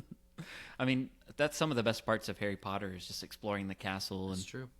playing like Hogwarts Legacy like that. That was pretty The fun. peasants yearn for the castle. They do. And you get to see like so much of it. Actually, I'll go ahead and spoil. Like we watched the Blu-ray to see like the DVD menu, Yeah. and I don't know if you've checked that out. Good. But I have not checked it, so I'm okay. glad y'all did. Well, That's awesome. our Blu-ray copy was like really cool. It kind of is like you just like explore the castle. It would just like it was almost like a ride where it like hovers in like the main area. Lumiere comes out and is like, welcome, and he's like saying stuff to you as you're like making your selections. But it goes like down like the corridors, and it goes like into the library, and then like comes back out, and then goes to like the ballroom, or just like the different her bedroom. Yeah. So you just explore the whole place, all the different scenes like by the fireplace that you see in the movie. And it isn't one that is like short and it keeps repeating. Like it went on for several minutes without repeating. The whole Be Our Guest song. Yeah. Yeah. Wow. So it was pretty cool. That's impressive. And I thought that was like, although it was like an updated like CG design instead of like the 2D cheesy, animated, but it was still pretty cool. So yeah, I think just based on the castle alone, it's a great setting for the movie to be set. Even the town is someplace I want to visit. I think it's cool. Actually, like if this was what? I forgot I have. You have been to the town? She's been to France. Yeah, I forgot that we did go to a town that was supposedly one of the places they based the town off of. I gotta look it up though. Well, this is great. Exclusive inside quotes. Well, because actually something I was going to mention is what's strange is Disneyland Paris, you would think would have Belle's Castle, but it's not. It's in Tokyo. Huh. And that's also where they have a ride that's supposed to be super immersive that you go into the whole castle. So that in Paris, they didn't have like really anything Belle related, which I thought was interesting. Wow. Maybe it's too on the nose. Maybe French people are like, yeah, their castle what they Sleeping think we Beauty instead. So I don't know. It's just interesting. And then is the castle in Tokyo the Beast Castle? Yeah. Really? Well, I don't know if it's okay. Wait, No. I don't know if it's the castle, but they have the like. I don't know if it's the main how every park has a castle, or if it's just in addition there is. Okay. But the castle does exist there. Because like this is my Disney castle. I feel like if I had to choose a castle to represent so cool. Disney for me, it wouldn't be the what is it? Cinderella's castle? Yeah, Cinderella. Yeah. I love Cinderella. It's a great movie. Beauty and the Beast. That castle is the castle I want to be at. It is. It's Let me so check nice. this out. Tokyo Disney Castle. It looks like Cinderella's castle to me. I don't know. Yeah, so it might just be that they have it in addition. But in Magic Kingdom, they built a force perspective version. So it's actually only like this big, but it's supposed to look like you can see it off in the distance when you're in Fantasyland. And then underneath, you can eat at a restaurant called Be Our Guest. Cool. And speaking of like the set design, they created the ballroom. Yeah. And then on one of the sides is the West Wing. And then on another side is the library. And the tables are in those 3 separate rooms. And they're so good. So pretty. Beautiful. Makes me want to go to Disney. Yeah. These films are working on us. Sorry we all went without you this year. That's all right. I'll go one day without all y'all. Okay. Okay, we visited a place called Colmar, France. I'm trying to find Colmar. like the most picture perfect. So a lot of like the buildings looked like this and stuff. Cool. So just very small town France. And I felt like I was Belle when I was there. Yeah. Town. Yeah. It was fun. Sorry, did you say Coleman, Alabama? Colmar, France. Hate that place so much. Weren't you just talking about? Yeah, I was like, that's were where I we got just my one talking ever about speeding ticket, and they made me come back for a class to get it off my record. Anyways, hate that place. It's like we were just talking about Coleman, Alabama. It's because you were talking Shout about out to Coleman, Alabama. You suck. if you're a listener that's based in Coleman, Alabama, move or comment because we might have some of your stuff. I'm not going back there. You can come get it. I stole the gavel from the judge's court. Okay.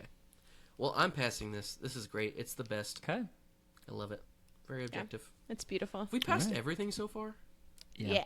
Oh, all right. Well, that makes sense. All right, cinematography and animation. I'm very excited to talk about this one. Our Okay, seventh test of the ninth. Kick us off. All right, so my favorite part, I love color usage, like color theory and symbolism in the movie. And I love that, one, all three of us are wearing blue right now, which means we are good. Because they use blue to symbolize good in the movie and red to symbolize bad. Gaston. Obviously. Gaston, the Beast, is also wearing red at the beginning. And we can't tell who's the bad guy. They both have blue eyes, so they don't know. But but during the Beast's transformation throughout the whole thing, he wears purple. And then at the end, he has his classic blue and gold, whatever that's called, coat. Okay. And so that just like subconsciously changes your view of him, that he's good now. So I thought that was really cool. That's really cool. Really And Belle is wearing blue at the beginning, obviously. So I mean, yeah, I think from the moment the movie started, like anytime I've rewatched any of these 2D animated movies, I'm just immediately blown away by like the scenery as you're opening up on the movie, the castle, and it's just like, why did we stop making these? Like, because they were hard to do. I know they were hard, but it's like And- I wish they were still committing to doing like at least one, like every other year, every few years or something, instead of it being like all CG. Because I just feel like we've lost something by not continuing these. I agree with that. But The only, I mean, with 3D becoming so popular with Pixar, like they have their own 3D company now. Yeah. It's under Disney. I don't see why they can't just make the distinction still and just make all of the, whatever. yeah, So the girl in front of us in line to Q&A with the director, I tuned into her question. I don't know if you heard it, but she is an aspiring animator. And he asked, he said, what kind? And she said, hand-drawn. That's what she likes to work on. Yeah. And Oh, she right. then asked for advice. And he said, as great as that is, learn that first. You really should know how to do that. It's a Every great good foundation. animator should. But he said, but you got to start digital. That was his advice, was just, Yeah. you cannot survive in this field anymore if you don't know digital. So that was his advice to her. That's true. But he agree. did say that a lot of the great animators would say that you have to walk before you can run, and that you do need to know how to do the 2D hand drawn. like- But It's like a backup camera that's standard in every car these days. Like, I'm going to block the screen when I'm teaching my kid how to yes, do. I mean, by the time we have kids that Yes. are driving, the cars will be driving themselves, maybe, but we'll see. But like, yeah, 2D is a solid foundation, and it's the best, most respectable way to do it. yeah, 3D is impressive and it's cool, but it's just like soulless. Also, it's not very warm. When Yeah. you think about that ballroom scene, if you look at it, like remember when we were talking about how beautiful the stained glass was? But the ballroom scene, the columns are actually like one of the uglier sets in the whole. Because that didn't matter. It was about the camera movement, and Yeah. that they're not very pretty though. It's Right. just more about the movement and the yeah. 3D aspect. Yeah, that was the innovative thing, was that sequence. It was Ballroom. Pixar helped with that, with their like cap system, and like you said, it was about the movement. It was like, I guess the first time they were able to kind of do that like dollying effect. Yeah. with, like Yeah. with the background. I But saw they used the structure of the Sleeping Beauty dance as it's the same exact movements if you look it up. So the Beast and Belle are the same. Beast and Belle, same movements as Gotcha. Sleeping Beauty, and her prince's name, which is I forget. Prince. I forget. Right. No, Philip. Philip. Prince Philip. That's right. But yeah, that 3D rendered ballroom scene was so iconic, enough to where Lilo and Stitch used it and edited Stitch onto the thing, and it Yeah. it broke the internet, if you will. yeah, Mm-hmm. So much so that the director had no idea what we were talking about. I just want to believe he YouTubed it now. I'm gonna sell that to myself. He Yeah. YouTubed it. Mm-hmm. Yeah, for sure. He will after he finishes listening to us. Yeah. Yeah. So yeah, that's cinematography, animation. Like, Yeah. if you're gonna do 2D, period, Mm-hmm. automatically we're passing you because Mm-hmm. Yeah. I mean, it's so impressive. It's so hard and challenging, but it's also so pretty. Mm-hmm. We will be harsher on the 3D animation, I would say, depending on the movie we do. But I don't for the wanna talk time, about- yeah, groundbreaking. Yeah. especially for the time, groundbreaking.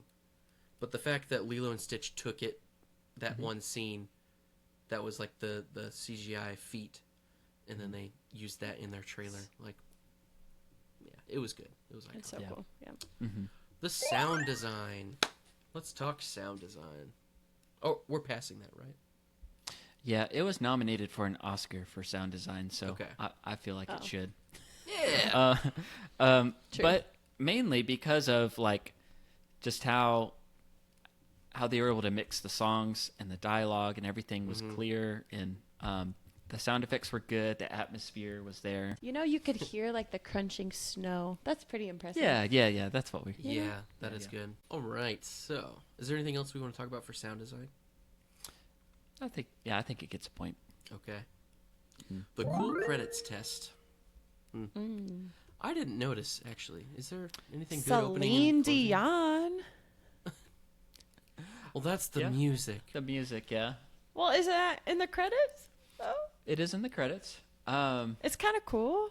But Right. the yeah, I guess what we normally have in mind for that is like, is there something cool animation wise, or like, Sure. is it stylized?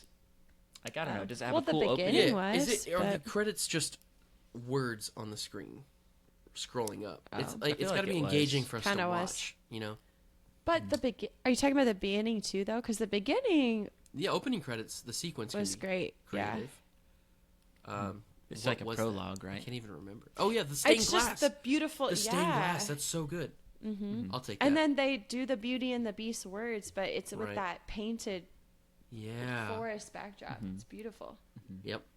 Title sequence. Okay, I'm this here might for it. this might be normal, but maybe I just didn't notice it. Mm-hmm.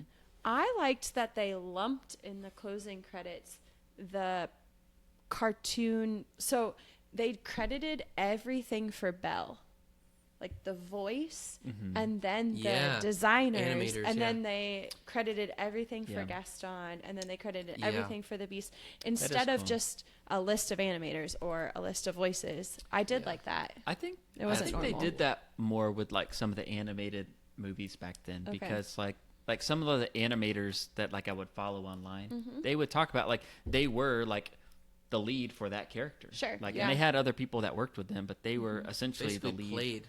Yeah. Yeah. They, Yeah. You know. Yeah. Um, So it wasn't the normal. It didn't just scroll and say Belle Page O'Hare. Guess Yeah. you know, it Yeah. was chunked. yeah. So that is pretty cool. I'm just really pushing for this point. Yeah. Okay. Yeah. I think the stained glass is worth a point because I'm a sucker Yeah. for stained glass. I love stained glass. That's gonna be It's one so of my pretty. hobbies. I already know it. Oh, One of my random hobbies. One thing I wanted to make note of is right when the credits started to roll, we were in the front row, but there were some tables and chairs in front of us, and the director and Leah Leah?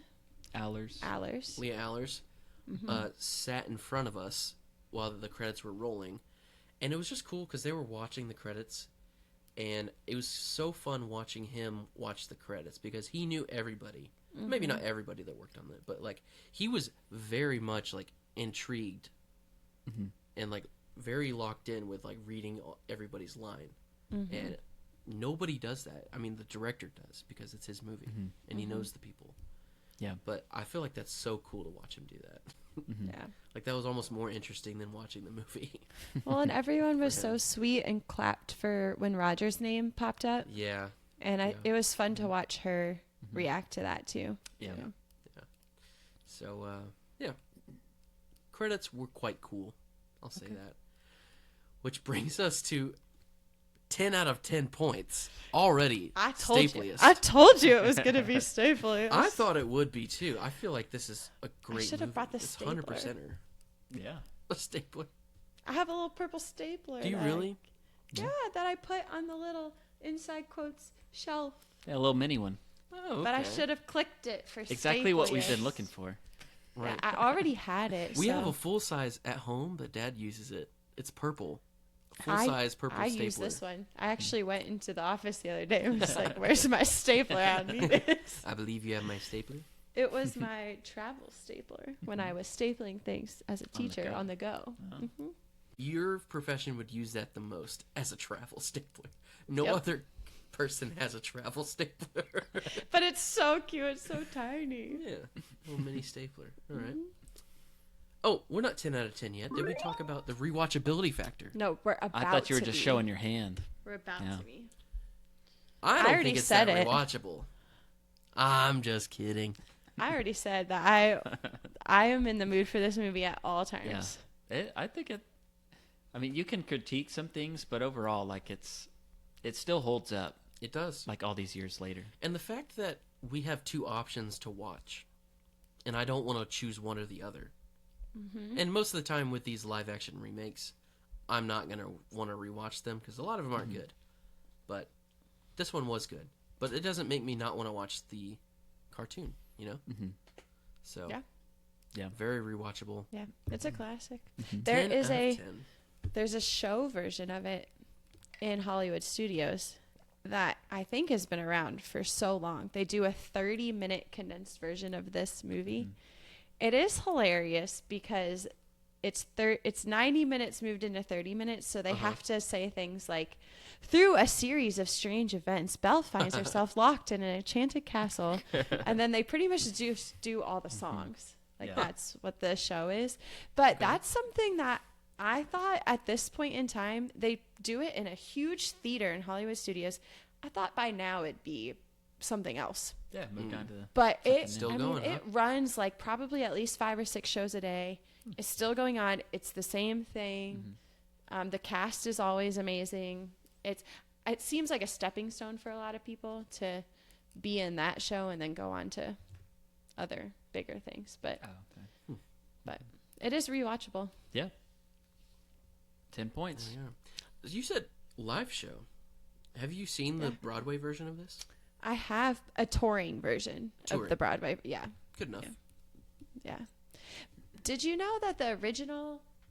You guys might not know this. Do you know the original Belle on Broadway is Ren Stevens from Even Stevens? Yes, didn't I know did that. know that. She played the original Belle. She so also- she was the first one to do yeah. it. Wow. I didn't realize that was her first. That's pretty cool. Well, I don't know if it's her first, but she was The first, the first for Belle. Belle. Okay. Yeah. Mm-hmm. Gotcha. She's not on the Broadway recording, the original one, though. Oh, okay. I think it's Susan Egan. Oh, who is the voice of a is that different Meg princess? Meg. Yeah. on Hercules? I want One to of say them. that. That's what that name popped out to me. Yeah. No. Yeah, she is. She's Meg. Yeah, no, she is. I'm reading. Sorry. Yeah, she was in the 1994 musical adaptation of Beauty and the Beast. So, but she Yeah. did voice Meg. Yeah.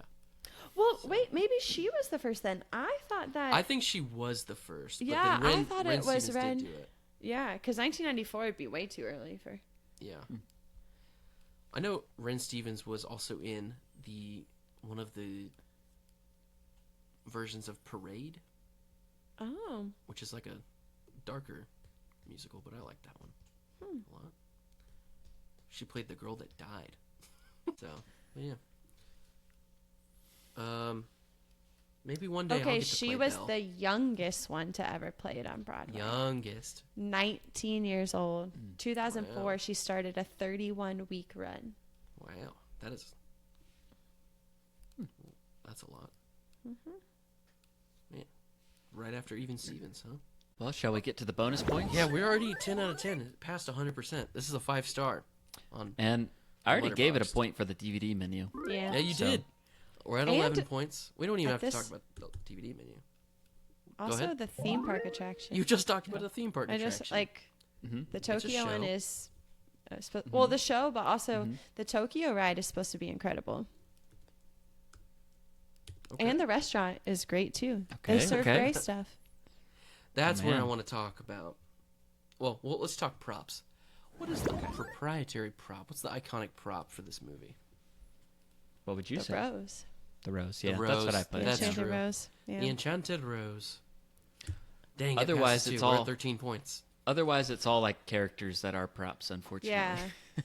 Like Yeah. Lumiere and yeah. Yeah. Maybe We can't count maybe the those. wood chopper. Yeah. But yeah. No, the The rose is Enchanted definitely- Mirror also, but the rose. That's is a for good sure. one. Oh yeah, Yeah. that's true. Okay, well, fantastic foods and where to find them. Okay. I have gripes.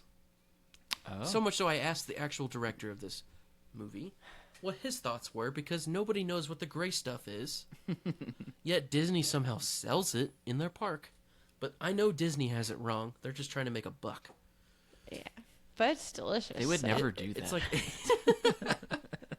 I would definitely not give that money to them. Mm-mm. so you've had it before in the park, right? I think it I had it is. when we went to the restaurant. Yeah. It's like an just like a Oreo cookies mousse- and cream mousse. Mm-hmm. Yeah. On like a shortbread. I Okay. think like it's sitting on a shortbread, Oh. Okay. if I remember correctly. And was it delicious? Yeah. Yeah. It's got to be with Oreos. Yeah. Yeah. So yeah, that's a great high selling thing, like the gray stuff. That's so funny. It's like blue milk. It's like the one thing Which you is want to buy. Disgusting. It is disgusting. I'm not drinking So gross. chalky blue milk. That's gross. So gross. However, in the live action remake, it looks like caviar. He shows the gray stuff, Oh. and it is caviar. So that Disney has not made up their mind on what the gray stuff is. Yeah. Because clearly, the gray stuff is a dessert, but it's also caviar. But in the movie, it looks nothing like either of those things. Actually, it looks like mousse. It looks like the It looks But like the moose. It looks yeah. like, but it's paired with like charcuterie and like sausages and stuff, like savory things. It's not a dessert tray. So I don't believe that. And the guy said it was something like horseradishy sauce, like it's something that goes with some things. So I had a theory that it was like foie gras, and that's like controversial. Yeah. But I don't think that is either. It's like a pate. When you showed me the picture of that, I didn't really get the gray Maybe as not. much. I've seen a picture But- of it and it was gray, but Yeah. just the consistency more of it. Sure. So I don't really know, but the fact that it's so mysterious makes me want to eat it. Mm-hmm. So I would give it that. The whole sequence of them eating dinner is served. Delicious. I would love to drink tea. The tea is sounds great. I love fresh tea out of a kettle. One thing I noticed was Cogsworth whenever they're saying like pie and pudding, he pops out of a blueberry pie, and the color of the blueberry pie is so delicious. Looks so I good. Yeah. I wanted to have some of that very much. You know what I just thought about though is that the food looks delicious to us, but we never really see her consume any of that be our guest scene. Right. And even when she gets poured tea, they take the teacup away. Yeah. That's Usually true. before she can sip it. So Yeah. I mean later they do the porridge scene, so she Right. eats some of it, and I know she's eating it, but We don't see it. she Yeah. really doesn't partake. Even the town, there's baguettes, like Right. everything looks delicious, and you never see them consume it, but it looks good. She likes to eat knowledge from a book. Yeah, true. But just based off of that pie that Cogsworth popped out of, man, I'm going for it. Yeah. And I'm you intrigued to ever- have gray stuff. Have you ever flambéed Flambéed? anything? I haven't. You just set it on fire, right? Well, yeah, but like you have to have a torch and stuff to do that, you know. Have you ever done creme brulee or anything? Yeah, I have. Yeah. Wow. It's fun. Okay. Fancy. No, I've also done the flambe in the sautéing of things. Oh, okay. Pour a little bit of lighter fluid in your food. Okay, not recommended, but Yeah. Yeah. Honestly, not a fan of creme brulee. me I love either. creme brulee, but I'm not a fan of it because I don't really like the crunchy sugar. I love the if they didn't flambe it, I would like it more. I think. I feel like the only reason I've ever tolerated creme brulee is the sugary coating. I Oh do my not like the goodness. custard at all. I like the custard. Probably because we grew up on homemade tapioca pudding. That's so good. Yeah. At Christmas time, you can find Jeremy with a nice like egg custard pie in his Egg hands. custard pie from Publix is the best pie a grocery store can have. Okay. It's hard to find. Okay. Only me and Dad like it. So, but it's Hence delicious. why- I'll eat it, but it's not my favorite. Yeah, Yeah, you didn't eat it. I'm a custard guy. So a point for the foods, right? Point for the foods. Yeah. Okay. Sorry. Good job, Got to. Yeah, producer. yeah. Got to. Got it. We got to award it. Sorry. Our last one is the costume test. Okay. Obviously, like this lady dressed up as Belle to watch the movie, and it's just a simple blue dress, but you could still tell. And Yeah. people dress up as Cogsworth, Lumiere, the I Beast. feel like even Gaston. I do have a bell dress. Did. It's a blue one. I wear it to school when I want to teach kids how to read. Once again, we do admire her commitment to the bit when she teaches her kids. She has a theme week Yeah. of Toy Story. She dresses up for Space Week. And you had something Beauty and the Beast themed that you do in Yeah. your classroom. So we would do a whole lesson about this is when I was in 3rd grade before, but I should do it again this year. And we would play that opening bell number, and we would talk about how Gaston reads books like a curmudgeon. So he like folds them and messes with them and throws them in the mud, and how she treats her books so nicely, and that's how we should treat our books. But I always wear my bell dress when I do it. So it's fun. Proves the point. Yeah. This is our first film that is passed with flying colors. Clean sweep. All the way through. Clean sweep. Even the bonuses. Major Toy Story upset. 2 got full points, right? No, they got 14 points. Because of the food. Oh, no, you guys got food. We only on had Toy Story 14 too. points then. I think No. Toy Story 2 was a clean sweep. Let me too. check. Let me check. I feel honored. Just saying. But this is our first from IQ Test 2.0. 2 points. Yeah, I got all 14. Yeah. Anyways, this is our highest scoring because we added another category. So, It So, yeah. deserves it. Beauty and the Beast is officially a Stapliest movie of our childhood. I told you. There we go. I said it's going to be a staple, yes. Our producer is very influential on our takes because we obviously were arguing with her the whole episode. So, all right, well, that was great. Kelsey, I'm really glad you got to be on our show for once. Yeah. Now that Yeah. you're in our family, welcome to the family again, by the way. Yeah. Thanks. Um, It's been great. It's been a great 4 months so far. Yeah. That's good. Yeah, we were going to have you on sooner because we were going to wait for the summer. But then now that you've already started back Yup. school again, so it's kind of a waste. We just Yup. had to do Toy Story. So It's okay. The Toy Story But episodes are great. It was worth waiting for the 150th episode. for sure. Nice little Yep. special I'm episode. honored. Yeah. Listeners, if you loved It's having great. Kelsey on the show, just type that in on the comments. Just be like, Yeah. we want more of Kelsey. Especially if you're my dad. Yeah, she's going to say that for sure. She's going to say that. So, Or my yeah. mom. My mom listens on Spotify. My dad I listen to listens on podcasts on YouTube. Spotify as well. Me I respect too. that. Wow. Okay, is there And any still other beholden last to the notes? Apple. That's crazy. I'm sorry. Yeah. Mm. I'm good on all my notes. Yeah. Got any final words? Closing thoughts? No. Well, thanks again for being here. Thanks for being my beast. Thanks for being my beauty. Oh, that's cute. Aww. We should just end the episode right there. Oh, that's so gross. Loved I it. forgot I have a stuffed Cogsworth and Lumiere. Go get him. All right, time for show and tell. A segment started by Jonathan Pauly.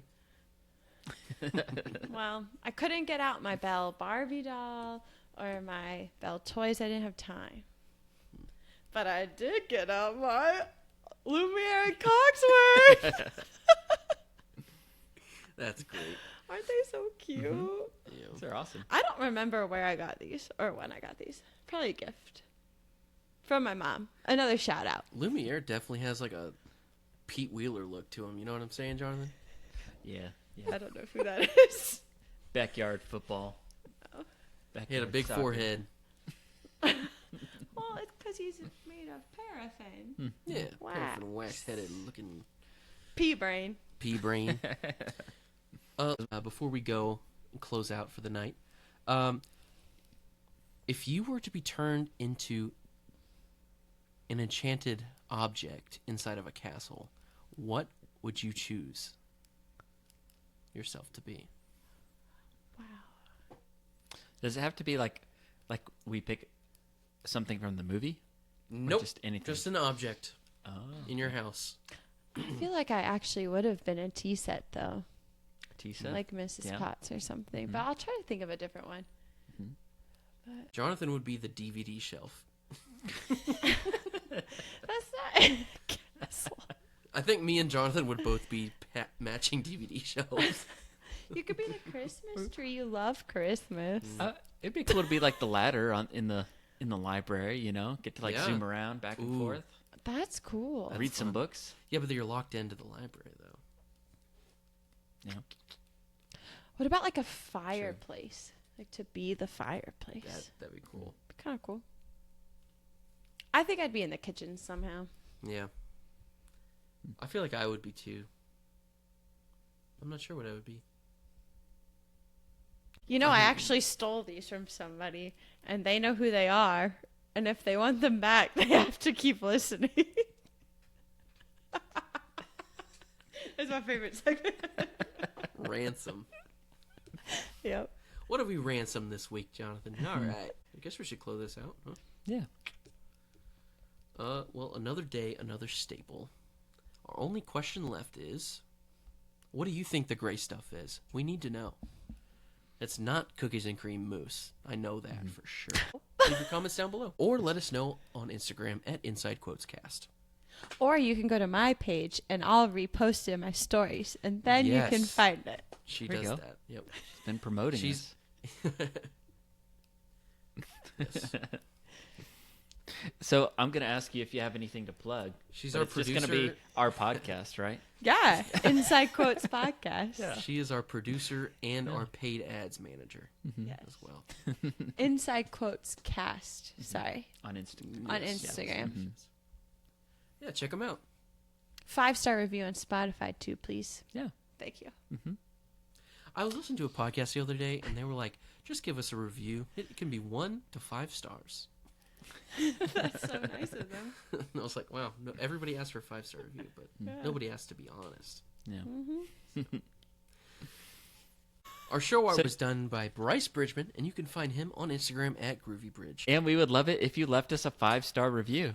If you do, we promise not to make you sleep in the cupboard. With your That's a good unconscious one. brothers and Good sisters. job. Thank you. That's a great one. Thanks for listening, everybody. We hope you enjoyed listening to us talk about our childhood staples just as much as we have. And if you did, make sure you hit follow on Apple Podcasts or Spotify, or even subscribe on YouTube so that you don't miss out on a future episode. Also, if you like the show, share it with a friend. Well, until next week, I'm going to go eat 5 dozen eggs. We'll see you right here on Inside Quotes. Hilarity ensues.